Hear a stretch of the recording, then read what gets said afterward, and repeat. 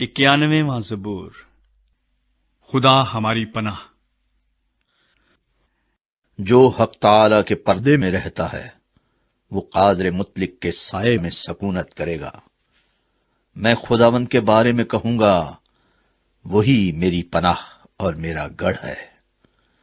وہ میرا خدا ہے جس پر میرا توکل ہے، کیونکہ وہ تجھے صیاد کے پھندے سے اور مہلک وبا سے چھڑائے گا۔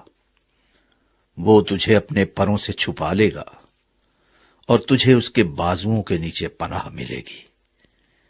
اس کی سچائی ڈھال اور سپر ہے۔ تو نہ رات کی ہیبت سے ڈرے گا، نہ دن کو اڑنے والے تیر سے، نہ اس وبا سے جو اندھیرے میں چلتی ہے، نہ اس ہلاکت سے جو دوپہر کو ویران کرتی ہے۔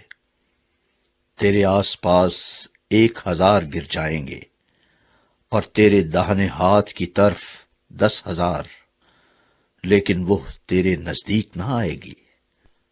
لیکن تو اپنی آنکھوں سے نگاہ کرے گا اور شریروں کے انجام کو دیکھے گا۔ پر تو اے خداوند میری پناہ ہے، تو نے حق تعالی کو اپنا مسکن بنا لیا ہے۔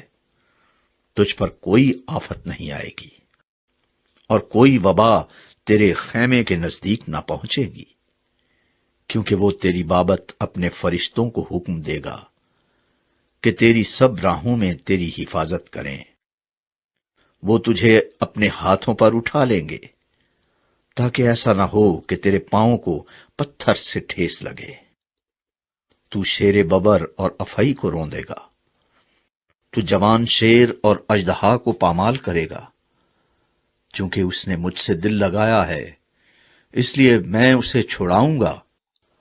میں اسے سرفراز کروں گا، کیونکہ اس نے میرا نام پہچانا ہے۔